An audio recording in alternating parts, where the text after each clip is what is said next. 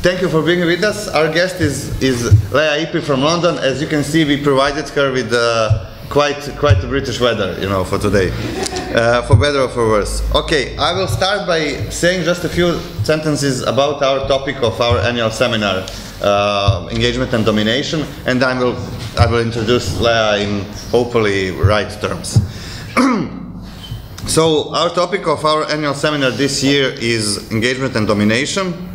Engagement is often used as a term synonymous with political protest, new social movements, or civic activism. At the same time, engagement can be conceptualized as one fundamental type of human action, even as the most basic mode of human existence, as in phenomenological tradition, where, of conceptualizing human existence as engagement with the world. So the fruitfulness of the concept of engagement lies precisely in this potential to bridge different levels of abstraction within our reflection on social reality, from social ontology and philosophical anthropology to social movement studies and the analysis of novel forms of political action, and thus to transcend disciplinary boundaries. Any reflection on engagement seems to inherently press us towards developing a holistic perspective on contemporary social reality, one that needs to simultaneously address a continuum of questions. What type of action does the term engagement refer to? How is group or collective engagement possible in light of the irreducible idiosyncrasy of individuals? Is engagement inherently intersubjective? Is it always engaging the beliefs, intentions, or affective states of others, whether they are physically present or not? What is the relationship between engagement and social change? At every level of reflection on the phenomenon of engagement, we thus encounter what might be termed the conceptual mirror image of engagement in terms of complexity and analytical potential, namely the concept of domination. While engagement is often equated with civic activism or political protest, domination frequently becomes the synonym for oppression, exploitation of the existence of societal inequalities. Yet the concept has an equal potential as that of engagement for bringing different levels of abstraction and sparking a holistic reflection on social reality. The broadly defined tradition of critical theory in particular testifies to the analytical potential of domination. From Horkheimer, Adorno, and Benjamin to Habermas, Honneth, and Judith Butler, critical theorists have theorized domination as both a systemic property of social reality and a fundamental aspect of the human condition. Within these perspectives, domination bridges the gap between the macro level of systematic power asymmetries and the micro level of human subjectivity caught up in the webs of everyday social interaction. Since domination, understood most broadly as the repression of one or another form of human potentiality, agency, reason, and so on, plays within critical theory a constitutive role in the process of the socially shaped self-formation. In this year's annual seminar of the Institute for Philosophy and Social Theory, we aim to explore the conceptual and empirical interimbrication of engagement and domination. By making use of the analytical potential of both concepts, we wish to articulate a nuanced and multidimensional analysis of phenomena such as the crisis of liberal democracy and the resurgence of authoritarianism, deepening social inequalities in contemporary capitalism, and the emergence of new forms of civic activism and protest. Okay, again, our speaker today is Leah Ipi. She's a professor in political theory at London School of Economics, and, if I'm not mistaken, also associate professor in philosophy at the Research School of Social Sciences, Australia National University. Before joining the LSE, she was a postdoctoral prize research fellow at Nuffield College at Oxford and a researcher at the European University Institute, where she obtained her PhD. And she holds degrees in philosophy and literature from the University of Rome, La Sapienza, and she was also visiting research positions at Sciences Po, University of Frankfurt, Berlin, Australian National University, Italian Institute for Historical Studies. Her research interests include normative political theory, including democratic theory, theories of justice, and issues of migration and territorial rights, enlightened political thought, especially Kant, Marxism and critical theory, and nationalism in the intellectual history of the Balkans, especially Albania. She published extensively on various subjects of political theory, and her research publications include the meaning of partisanship, with Jonathan White, Oxford UP 2016, Migration in Political Theory, The Ethics of Movement and Membership, co-edited by her, Kant and Colonialism, also co-edited, and Global Justice and Avant-Garde Political Agencies, all publications of a minor publisher called the Oxford University Press. Okay, I think now I've ended this maybe too long introduction, and I give the floor to Lea. Thank you. Great. Thank you very much for having me here. My topic today is on dominated dominators, and it actually speaks to the theme that Sasha just outlined. And before I introduce the philosophical part of the paper, I wanted to show this short video for 5 minutes, which introduces the main issue that I am concerned with in the paper, and I will explain after I've stopped. Es ist zwei Dinge wert, dass ich Sie habe bitten lassen. Erst eine Forderung zu überbringen und zweitens hinterher in der Sache selbst mein Sekundant zu sein. Das eine ist nicht angenehm, das andere noch weniger. Und nun Ihre Antwort.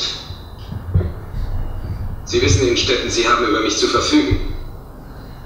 Aber ehe ich die Sache kenne, verzeihen Sie mir die naive Vorfrage. Muss es sein? Wir sind doch über die Jahre weg. Sie, um die Pistole in die Hand zu nehmen, ich, um dabei mitzumachen. Indessen missverstehen Sie mich nicht. Innstetten, alles dies soll kein Nein sein. Wie könnte ich Ihnen etwas abschlagen? Aber nun sagen Sie mir, was ist es? Es handelt sich um einen Galan meiner Frau, der zugleich mein Freund war, oder noch beinahe. Innstetten, das ist nicht möglich. Es ist mehr als möglich, es ist gewiss. Lesen Sie. Die sind an Ihre Frau gerichtet? Ich fand sie heute in ihrem Nähtisch. Und wer hat sie geschrieben? Major Krampas. Also Dinge, die sich ereigneten, als Sie noch in Kessin waren. Liegt also 6 Jahre zurück oder noch ein halb Jahr länger? Ja. Es sieht fast so aus wie das Dorf, als ob die 6 oder 7 Jahre einen Eindruck auf sie machten. Es gibt eine Verjährungstheorie. Natürlich. Aber ich weiß doch nicht, ob wir hier einen Fall haben, diese Theorie gelten zu lassen. Ich weiß es auch nicht. Und ich bekenne Ihnen offen, um diese Frage scheint sich hier alles zu drehen. Sie sagen das in vollem Ernst? In vollem Ernst. Es ist keine Sache, sich in Jeu d'esprit oder in dialektischen Spitzfindigkeiten zu versuchen. Ich bin neugierig, wie Sie das meinen. Sagen Sie mir offen, wie stehen Sie dazu? Innstetten, Ihre Lage ist furchtbar und Ihr Lebensglück ist hin.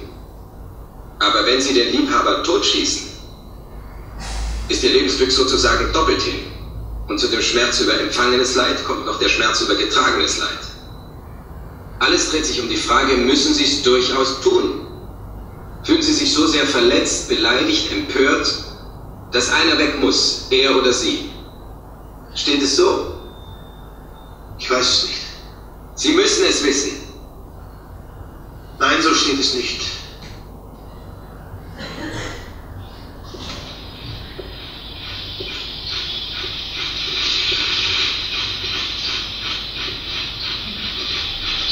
Wie steht es denn? Es steht so, dass ich unendlich unglücklich bin. Ich bin gekränkt, schändlich hintergangen. Aber trotzdem, ich bin ohne jedes Gefühl von Hass oder gar von Durst nach Rache. Und wenn ich mich frage, warum nicht, so kann ich zunächst nichts anderes finden als die Jahre. Man spricht immer von einer unsühnbaren Schuld. Vor Gott ist das gewiss falsch, aber vor den Menschen auch.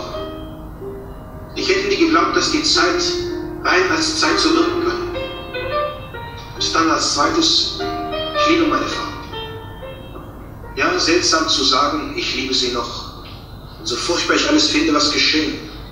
Ich bin so sehr im Bann ihrer Liebenswürdigkeit, eines ihr eigenen heiteren Charmes, dass ich mich mir selbst zum Trotz in meinem letzten Herzenswinkel zum Verzeihen geneigt fühle. Kann ganz folgen. Innstetten würde mir vielleicht ebenso gehen. Aber wenn Sie so zu den Sachen stehen und mir sagen, ich liebe diese Frau so sehr, dass ich ihr alles verzeihen kann, und wenn wir dann das andere hinzunehmen, dass alles weit, weit zurückliegt, wie ein Geschehnis auf einem anderen Stern, wenn die Dinge so liegen in Städten, so frage ich, muss es denn sein? Wozu die ganze Geschichte? Weil es trotzdem sein muss. Ich habe es mir hin und her überlegt. Man ist nicht bloß ein einzelner Mensch, man gehört einem Ganzen an. Und auf das Ganze haben wir beständig Rücksicht zu nehmen. Man ist durchaus abhängig von ihm. Ging es in Einsamkeit zu leben, so könnte ich es gehen lassen. Ich trüge dann die mir aufgepackte Last. Das rechte Glück wäre hin. Aber es müssen so viele leben ohne dieses rechte Glück. Und ich würde es auch müssen. Und auch können. Man braucht nicht glücklich zu sein. Und am allerwenigsten hat man einen Anspruch darauf. Und den, der einem das Glück genommen hat, den braucht man nicht notwendig aus der Welt zu schaffen. Man kann ihn, wenn man weltabgewandt weiter existieren will, auch laufen lassen. Aber im Zusammenleben der Menschen hat sich ein Etwas ausgebildet, das nun mal da ist und nach dessen Paragraphen wir uns gewöhnt haben, alles zu beurteilen. Die anderen und uns selbst. Dagegen zu verstoßen geht nicht. Die Gesellschaft verachtet uns, zuletzt tun wir es selbst, können es nicht aushalten, jagen uns die Kugel in den Kopf. Verzeihen Sie, Wüllersdorf, dass ich Ihnen solche Vorlesungen halte, die schließlich doch nichts anderes sagt, was sich jeder selbst 100-mal gesagt hat. Aber freilich, wer kann schon etwas Neues sagen? Also noch einmal. Nichts von Hass oder dergleichen, also meines Glückes willen, jenes, wenn Sie wollen, uns tyrannisierende Gesellschaftsetwas, das fragt nicht nach Scham und nicht nach Liebe und nicht nach Verjährung. Ich habe keine andere Wahl. Ich muss. Ich weiß doch nicht in Städten. Okay, so this is a bit from the Fassbinder movie that is an adaptation of Theodor Fontane's Effi Briest, and the novel, the plot is a standard 19th century novel plot about an oppressed woman who marries reluctantly a much older man, and she's in her ultimate fate no different from the Anna Kareninas and the Madame Bovarys and the Nora Helmers of this world.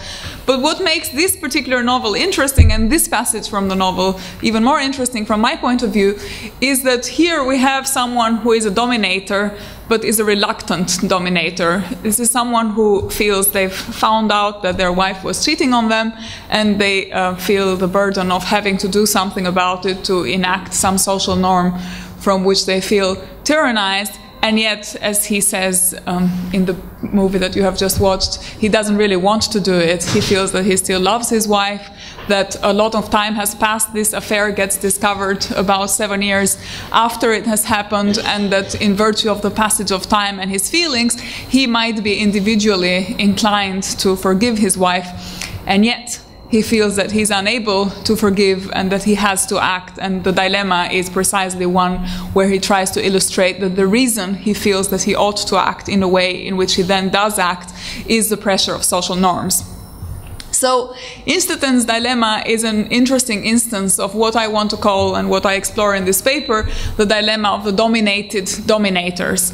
In other words, people that are part of a social structure, responsible for enacting the rules of that social structure, and yet who are themselves in some ways dominated by the social structure that they are part of.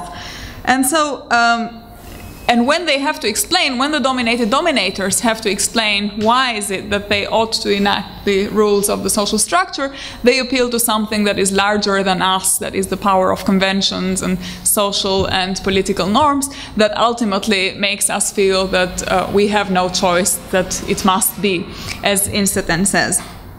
So, in my paper, I want to explore this instance, the instance of the dominated dominator, as a prism through which to examine and to explore the more general question of the domination of a social structure more generally.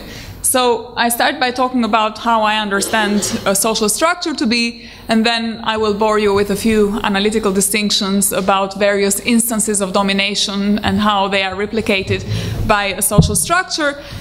And then I will talk a bit more about in what ways can we say that a social structure dominates, and in what way we can see that a social structure dominates even those who are responsible for enacting the rules of the social structure, that is to say the dominators as well. And I will suggest towards the end of my paper that the symptom of structural domination is agential alienation. So I'm going to say a little bit more about how I understand alienation, what agential alienation is, and then I will conclude with a few criticisms to my account. The agenda and the ambition of this paper is an attempt to criticize the dominant way of understanding domination in liberal political theory, and in particular in Republican political theory, which engages with the question of domination, where domination is often understood to be an instance of unjustified interference with the freedom of others. And I want to suggest, in criticism to that mainstream liberal political way of understanding domination, that our analysis of domination shouldn't be reduced to instances of agential domination, that it should be extended to try and take into account aspects of structural domination, and that thinking about the case of the dominator is instructive to help us work out what it is and how we should understand domination by a structure, and then to explore the implications of domination by a structure for the question that is also part of your theme, which is the question of engagement and resistance. And so ultimately, how do individuals then resist the power and the domination of social structures? So let me start by saying a few words about how I understand the social structure. So social structure, I take a kind of broadly commonsensical definition, where a social structure is a set of rules and resources recursively implicated in the generation and reproduction of political and social norms that are responsible for the way in which individuals are within these practices regulate their social interactions.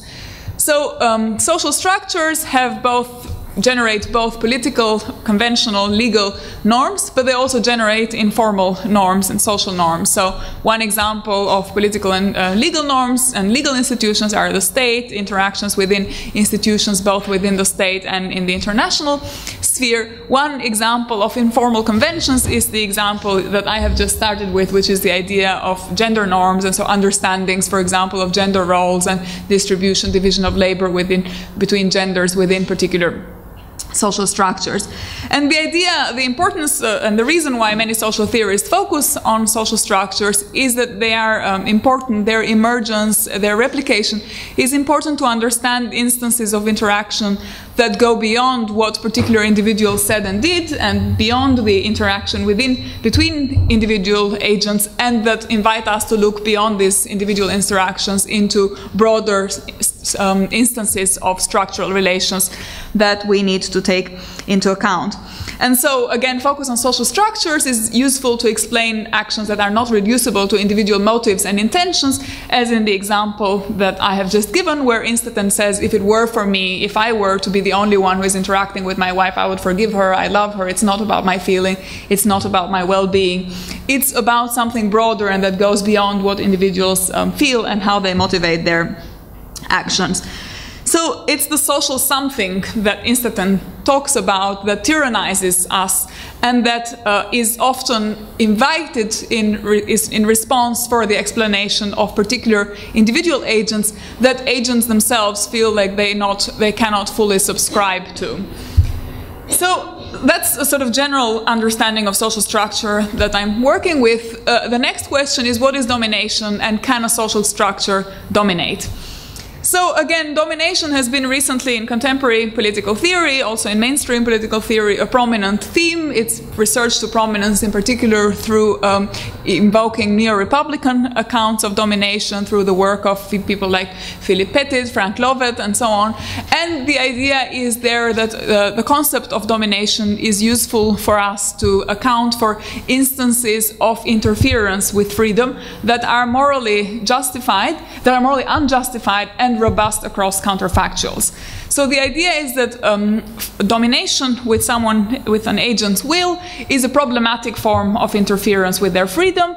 It's morally unjustified, provided that the reasons are not arbitrary, and I will not say much about the way in which the threshold is established in these theories between arbitrary and non-arbitrary reasons. But the point is that unlike direct interference, and unlike a kind of, one might say, negative hindrance of freedom, domination is interesting because it refers to instances of interference with freedom that don't need to materialize for them to be real and perceived as threats for the agent. And so in neo-republican accounts, for example, the typical example that is usually given is that of a slaveholder and of a slave institution. And the idea is that despite the particular individual goodwill of particular slaveholders, slavery as an institution is dominating, and the interference with slaves is robust across counterfactuals, insofar as it's not enough to be a nice slave, to not be a nice slaveholder, to be considered to be interfering arbitrarily with one slave, because it's not about whether you have a good master or a bad master. The point is that the institution of slavery is as such dominating, because were you to have a not so nice master, then the relationship would be of a dominating kind in the concrete instance. And what matters from the point of view of Republican theories is, again, the fact that this is robust across counterfactuals. So I start with that account of domination, and I sort of agree with a number of assumptions that liberal political theorists make in talking about domination. So I agree with the fact that it's a form of interference that is robust across counterfactuals. That is to say that it's potential rather than actual interference. And I will also not say much about the moral threshold that people typically endorse when they talk about justified versus unjustified. So I will assume that we have a kind of basic agreement on the moral baseline that we apply to divide between, to distinguish between forms of interference that are morally justified and forms of interference that are morally unjustified. And so I will put to one side many of the objections that Republican accounts of freedom invite when it comes to that level. So how you establish a threshold, how do you apply the counterfactuals, and so on. What I'm interested in is the account of agency that liberal political theories of domination have, and the account of relationship between agents that they also put in place when they think about how to understand domination. And my particular question, particular criticism, is with the fact that these accounts of domination are typically reduced to instances of individual interaction and are agential and unable to capture what I think is the larger issue of domination by social structures. So in the critical part of the paper, I try to explain how my theory of domination is different from liberal political theory, mainstream sort of Republican accounts of domination, and to explain also in what way I see these accounts as deficient in not being able to deal with the question of social structures and how social structures threaten the freedom of agents. So the way in which contemporary political theory, liberal political theory, reduces, in my view, this analysis of domination is by thinking about domination as an instance of unjustified power exercise of one agent over another agent. And my concern with these theories is that in talking about instances of domination or unjustified interference of one agent over another agent, we don't understand the more complex background that motivates these particular agents to act in certain ways. And the example with which I started is a good example that if we were to only apply the lens of liberal political theory in explaining what is going on in this case, we would be lost because we wouldn't really see the complexity in these interactions as something that can't be reduced to the motives and individual intentions of the particular agents that are embedded in this relationship, without thinking about the larger social something that these agents appeal to when they try to explain what is it that accounts for this unjustified interference over the freedom of others.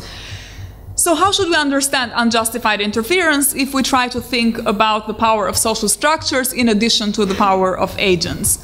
And I want to say that contemporary liberal political theory only focuses on interference of one agent over another agent and only makes space for understanding one particular domination, what we might call domination simpliciter, so the simplest accounts of domination, or strict, what I call in my paper, strict agential domination.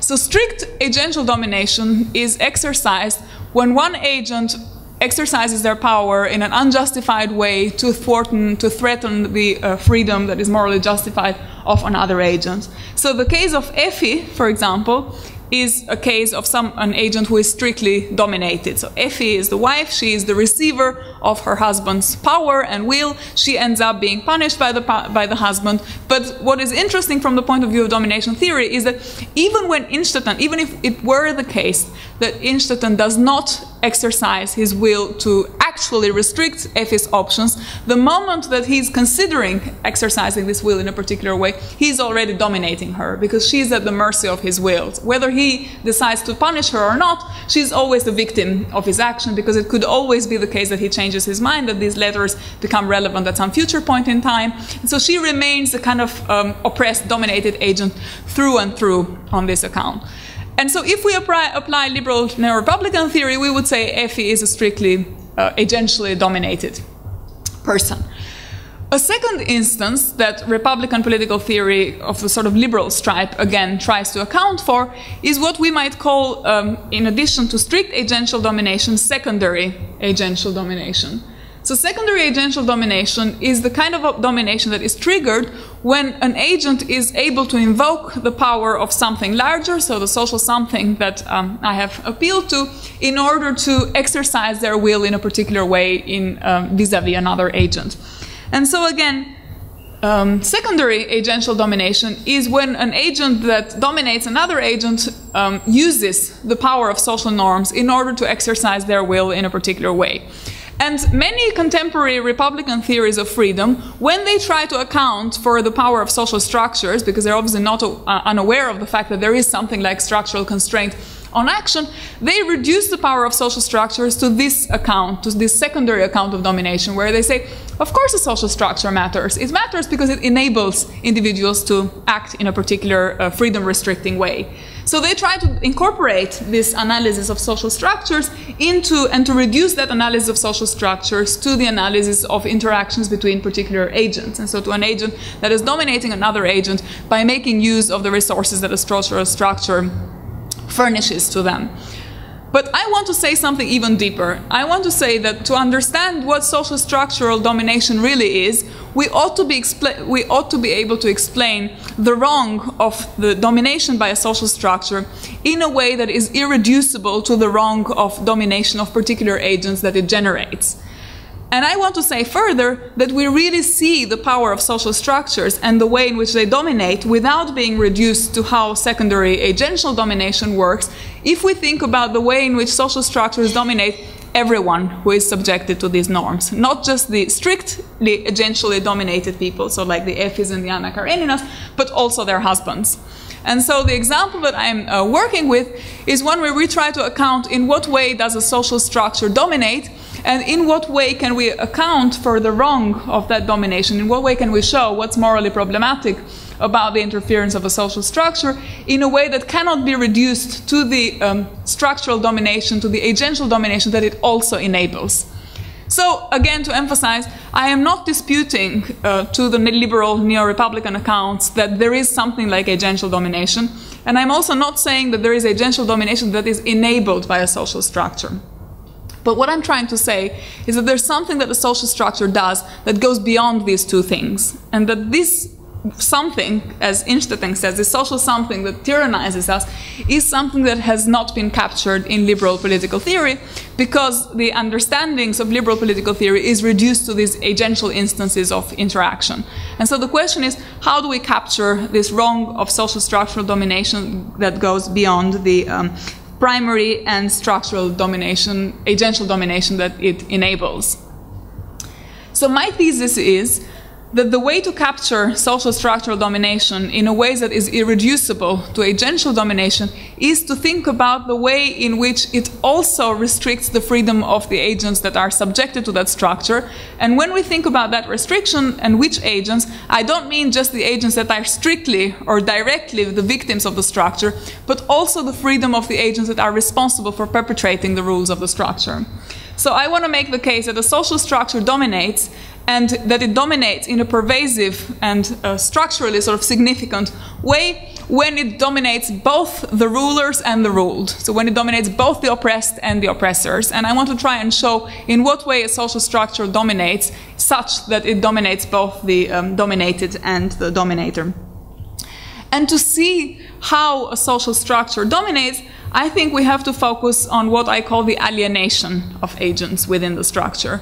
So the alienation of both the dominated, that's not so controversial. Everyone would say that dominated are alienated in virtue of the dominating relationship that they are standing in. but also the alienation of the dominator. And so I want to say that the Innstetten example that I began with is an example of a dominated dominator, and that we can see how a structure dominates him by seeing how alienated he is. So we can use his alienation as a prism through which we examine what structural domination consists on.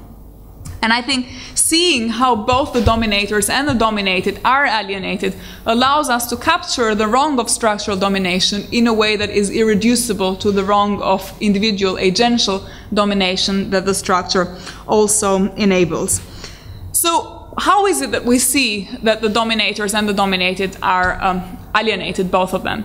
I want to see that the sign of alienation in the case of the agents that are responsible for replicating the rules of the structure is when we see a kind of divorce opening up between the particular role that an agent is supposed to fulfill as part of the obligation that they have to society as such, and the kind of space of reason giving that is beyond, that goes beyond their particular role that they occupy in society. So we see that there is alienation in the case of the dominating husband here, when we see that this husband is facing a dilemma between what kind of decision would they be making if they weren't occupying this particular social role as an occupant of the social position that the structure determines should operate in this and that way, and the moral position that they would be taking if they were unaffected by the social structure. So if they were to abstract from the way in which a social structure determines how they should be acting. And so alienation is characteristic of a condition in which there is a kind of scrutiny of the meaningfulness of the social position that one occupies as someone who is responsible for enacting the rules of the social structure in a particular way, and the position of someone who is a kind of morally free agent. In other words, an agent that determines and is an author of his forthcoming actions in a way that is not dependent from the power of social norms. So, as I say, alienation of both the dominators and the dominated is symptomatic of a kind of restriction of freedom that is robust across counterfactuals. And I want to make the case that when we look at the position of the dominator as well, we see that in this case as well, the mere fact of his not having fulfilled the role that was expected of him to fulfill is enough to make him unfree. So he says in the book at some point, it doesn't matter that this happened 7 years ago. It doesn't matter that only I know about these letters. They are there, and now there is a kind of public eye that somehow scrutinizes us and questions the meaningfulness of our options, regardless of the fact that we may never exercise that option. So again, it's interesting because the restriction of freedom is again here robust across counterfactuals. So I want to give another example, sort of switch examples from the kind of gender dynamic to another one, which is also familiar to many people, which is the case of alienation under capitalism. And so I want to try and use the example of capitalism to explain, again, what a social structure might be and how that social structure might be responsible for the domination of both those who are primarily victim of the system, but also those who are responsible for enforcing the rules of the system. Now, some people might have problems again with this example. They might have problems with the gender example. They might have problems with the capitalist example. Pick another structural, if you think there are any injustices that are structural in nature, racial injustices, or what other have you, that will do. So I take these examples because these two happen to be things that I believe in. I think there is something like gender oppression. I think there is something like capitalist oppression. And but nothing in what I say hinges on these two particular cases being true. So you might disagree with them, and then I'd say just take another example. And I think the logic of the argument is sort of similar. But again, the capitalist case is an interesting example, and is also one that is captured by Marx when he explains the wrongness of the capitalist condition. And he says that there is something like alienation under capitalism that affects both the proletarians and the capitalists. And so some people will say, well, how can that be? Capitalists surely benefit from the system. How can they be considered alienated as much as the workers? And Marx tries to explain the structural nature of this alienation when he makes a distinction at some point in the Holy Family between two French proverbs, where he tries to explain the difference between a kind of medieval outlook and a more modern outlook on property and social relations. And he says, well, look, in medieval times you have a French proverb that says there is nulle terre sans seigneur, there's no land without an owner. And then there's another French proverb that applies to how we understand money, where he says the French proverb is l'argent n'a pas de maître, money knows no master.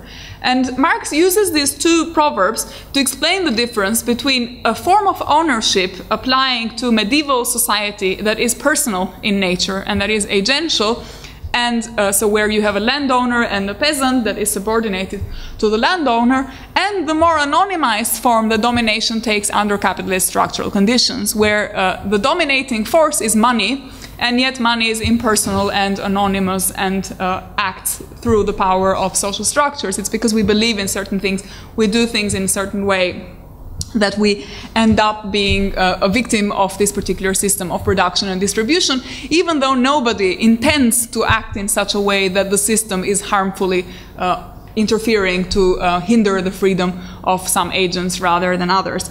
So under capitalism, Marx says, in explaining the difference between these two proverbs, domination takes an impersonal structural form, and what matters is that capital, understood as a structure, dominates, not the particular capitalist that is responsible for applying the rules of capital. And so this is where the puzzle and the controversy with the liberal individualist way of understanding relationships of power under capitalism arises, and my perspective.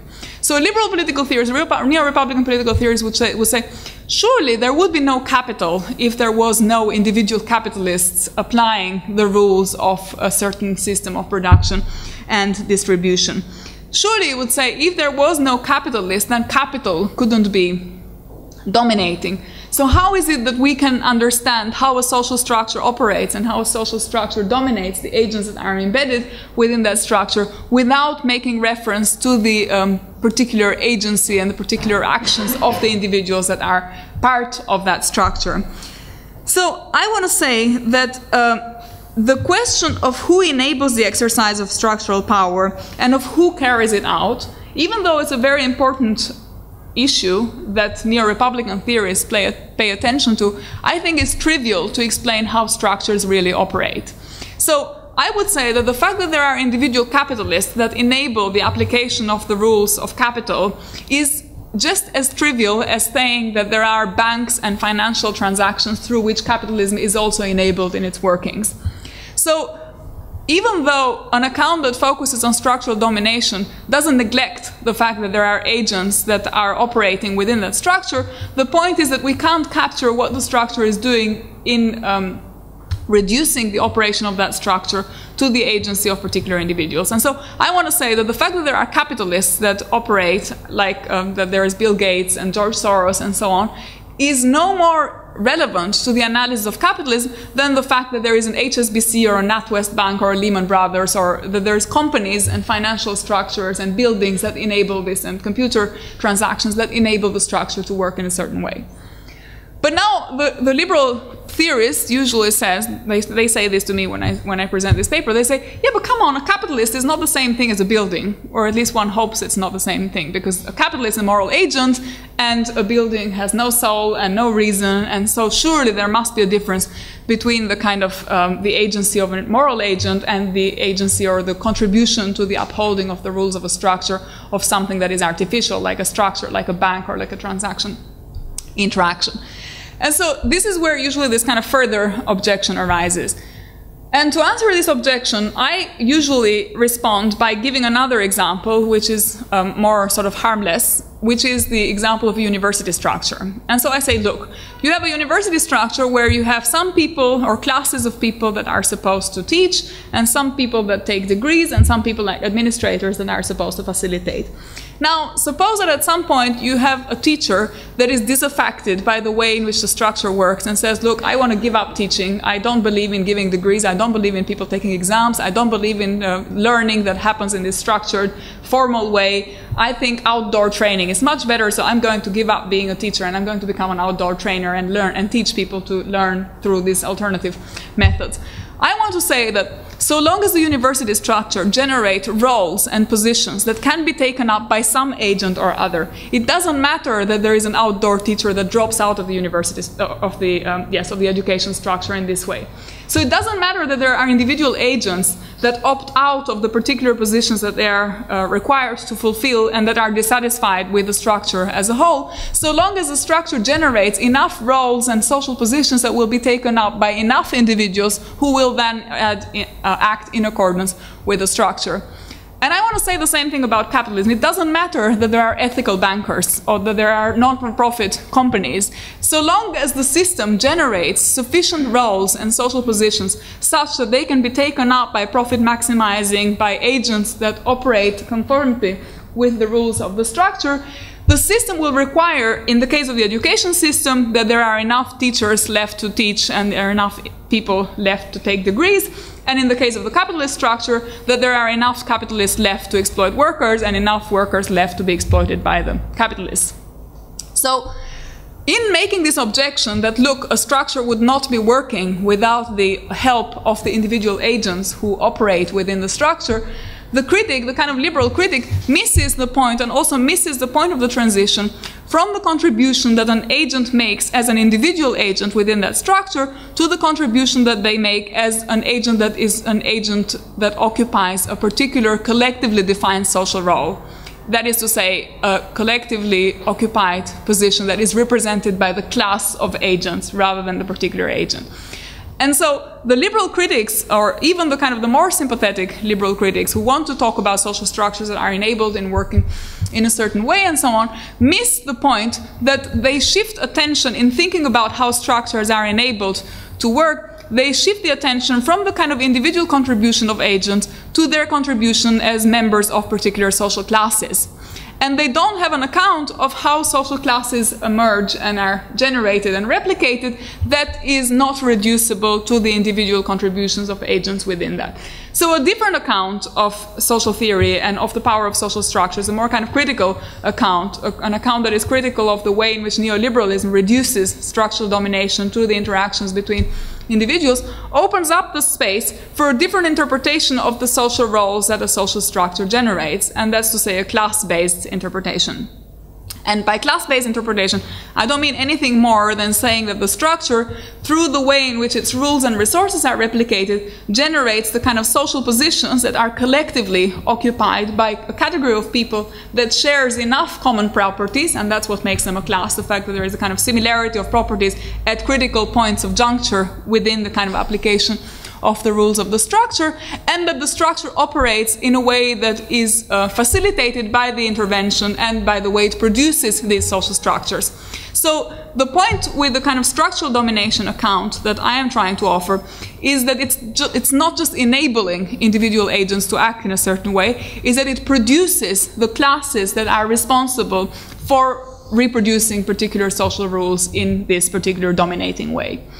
So that's in a way, the kind of the take-home point of my paper is that in shifting attention from this liberal way of thinking about the power of social structures to a more critical way of thinking about the power of social structures, we can't neglect the contribution of discussion and interpretation of the role of social classes within the structure, and with that also of a whole bunch of other debates that I don't tackle in the paper that have to do with ideology, class consciousness, how do classes become aware of themselves, and so on. There's a whole tradition in social theory, obviously, and critical theory that tackles these issues.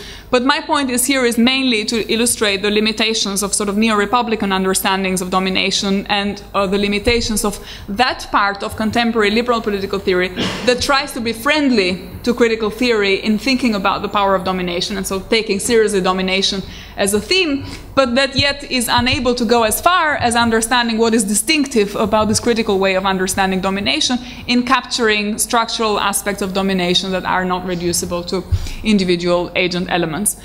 I will just wrap up by saying that another criticism that this account typically encounters is that it looks like, when we're talking about the power of social structures, that we are letting dominators off the hook, because we're saying, look, everybody is dominated by the structure. The people who are being merely dominated are being dominated, but even the perpetrators are being dominated. So isn't there a risk that we are kind of excusing the paternalistic husband in this case by saying, look, it's not your responsibility because it's structural norms that make you act in a certain way? And so how does this account respond to that? And I think there's two responses. So the first one is that I'm not denying that the agents who are strictly dominated are more in difficulty than the ones that are doing the dominating. So I'm not denying that there is a difference in degree of oppression, and that I'm not denying that the agent who is merely dominated is clearly in a worse position than an agent that is doing the domination, that there is more margins for maneuver if you're someone who is a ruling class member than someone who is a kind of recipient of the domination of others. So that's one thing. But the other thing, and I think this is the kind of more important take-home point from the point of view also of the theme of kind of commitment and resistance and engagement and so on, is that when we talk about how social structures generate social classes and how they dominate through the perpetration, through the production and recreation of particular social classes, I don't think we are restricting the scope for resistance. What we're doing is we're trying to expand the scope for resistance in both addressing domination to classes of people as opposed to individual agents, and so hopefully making collective action more productive, because we target the whole collective as opposed to thinking we need to make sure that there are more Bill Gates and more beneficiary, more George Soroses and so on. There are more capitalists that are critical of capitalism, but that we are, in a way, as I say, expanding the scope for resistance, and we are also trying to make sure that resistance reaches sites that have not been previously covered, because again, what we're saying is that we need to tackle this not just at the level of, for example, the activity of the oppressed themselves, but also at the level of ideology production and creation of the social conditions that allow particular social classes to be generated and flourish. So I think this account that kind of takes into account the power of social structures and how they dominate both the dominators and the dominated is important, because it enables for a more effective sites of resistance to be opened, and hopefully also for more effective criticism of the structure. And I'll end there. Thank you.